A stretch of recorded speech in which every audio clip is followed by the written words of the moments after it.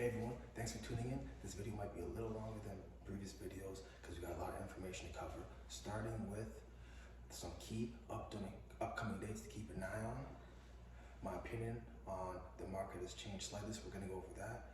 And the last thing being my strategy has also changed up, so I'm going to give you guys what I'm going to be personally doing moving forward and what I think the best thing to do is.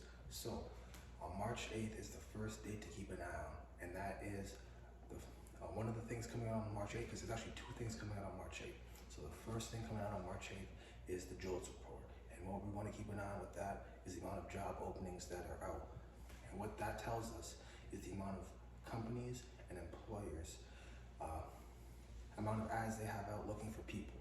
If the amount of ads have increased, that means that the economy is still growing, and that the more job openings that are open, the more they have to increase their prices to entice people to come and work for them. And although higher prices normally sound like a good thing, with the high inflation, higher prices means higher labor costs, which means higher cost of goods. And also, one of the key worries about inflation at the moment is a wage price spiral happening, which means as prices go up, people get paid more. As people get paid more, they spend more of their money out in the economy, and as they spend more, the prices continue to go up, and that spiral continues until it gets to a point where it's unsustainable. So that's the first thing we're going to be keeping an eye out for on March 8th. Second thing we're going to be keeping an eye out for on March 8th is the Bank of Canada is releasing what their plan is for interest rates. So they have stated that they're planning on keeping interest rates at 4.5%. That is the general consensus of what they're going to do. The problem with that is the United States plans on increasing their current interest rate, which is currently at 4.25%. And if the U.S. continues to increase their interest rate and Canada does not, that may lead to the Canadian dollar weakening against the American dollar, which could potentially lead to inflation. So we're going to keep an eye on that. And that are the two things to keep an eye out for on March 8th, which is next week. The week after that, March 14th, we have the CPI coming out, which is projected to come out slightly high, which it also came out a little bit higher than expected on January.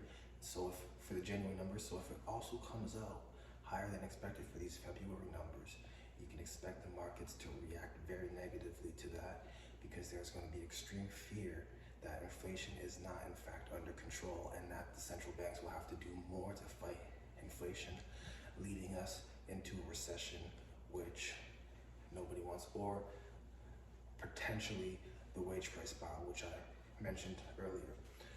The day after March 14th, March 15th, we have the PPI Producer Price Index, which tells us how much it costs to produce things, basically.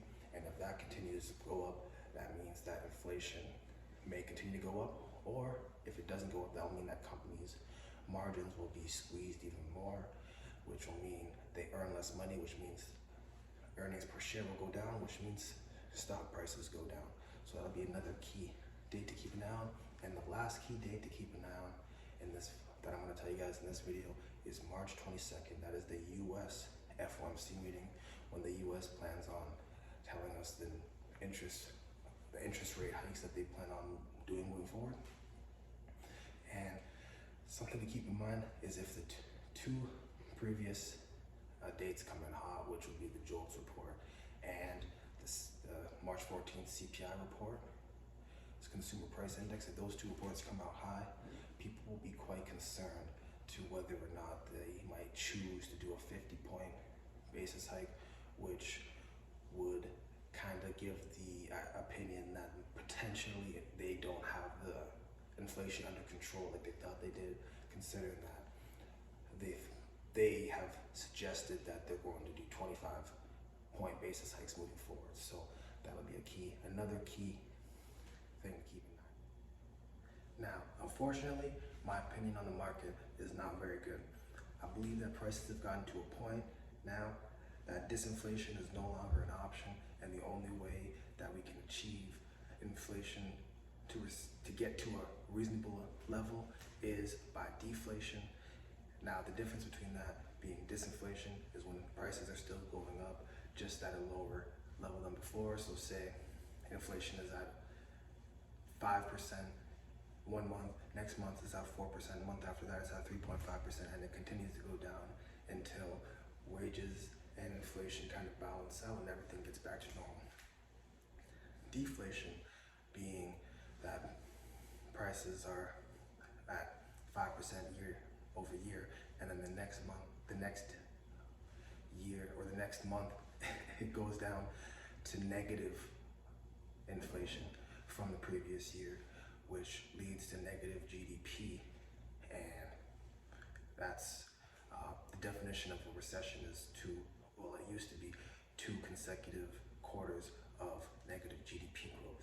And so a lot of people may think that prices going down and deflation would be a positive thing, but with supply costs going up and cost of labor also going up, if prices were to come down through deflation, that would cause margins to get squeezed even more than they already are, and the earnings per share would go down drastically, and stock prices would inevitably fall as well. So that is one concern that I have been very heavily considering lately, and that's one reason why I've now altered my current strategy. And I'm going to tell you my new current strategy has shifted from focusing on buying stocks. I'm still buying stocks that I feel have a good long-term future, but I'm allocating a higher percentage into bond ETFs, and I have a strategy that I'm going to tell you guys after I tell you my 3 favorite bond ETFs, but it's a guaranteed almost zero risk option on how to make 5% return on your money in the next year. So right now, I'm going to give you guys my 3 favorite bond ETFs at the moment. First one I spoke about in a previous video, and then the next 2 are both Canadian solid bond ETFs. So the first bond ETF that I'm going to tell you guys about is BHK. So as you can see, BHK, BlackRock Core Bond Trust, down about $2.70 in the past year, or about 19%. So it's had a pretty tough year. But the reason why I like this bond ETF so much is it pays a very solid 8.3% dividend yield, makes it about 90 cents per year. And if we take a look at its portfolio breakdown, you'll see that it's relatively safe, with about 21% government bonds, 2.3% municipal, 52.5% corporate bonds, 21% securitized, and about 3% cash and equivalents. And its bond quality breakdown is about 45% AAA, 4% AA, 11.5% A, 27.6% BBB, 11.71% BB, 11.47% B, and about 4.1% below B. And if we take a look at its holdings, its top 4 holdings are United States Treasury bonds and United States Treasury notes. We have the Federal National Mortgage Association, we have Goldman Sachs Group, Verizon Communications, Federal National Mortgage Association, and very solid holdings here. So that makes up BHK. Relatively low risk with an 8.3% interest rate. Now the second bond ETF that we're going to take a look at in this video is ZAG. So ZAG, or BMO Aggregate Bond Index, down about $1.65 or 11% in the past year. As you can see, it's down significantly less than BHK, but it pays a lower dividend of about 3.5%, or 48 cents per year.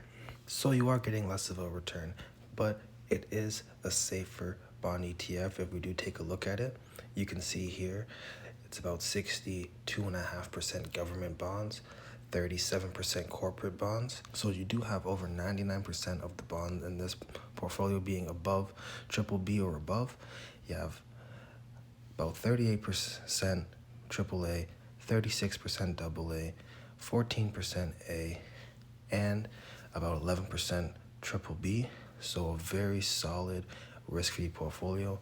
And if you take a look at the top holdings of it, you can see they're all Government of Canada bonds. So very safe option here.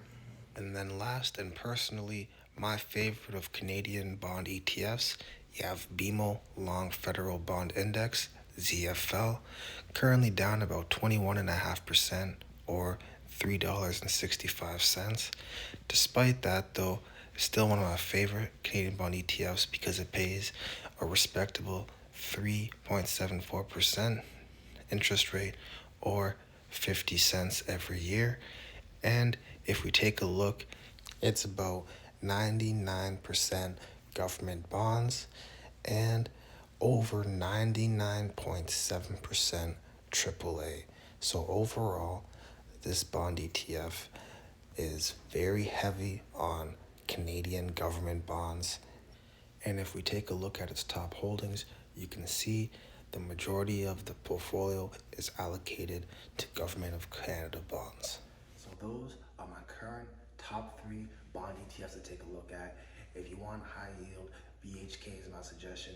If you want to pick one up that's has a history of being consistent and has some less risk, then ZAG might be a decent option.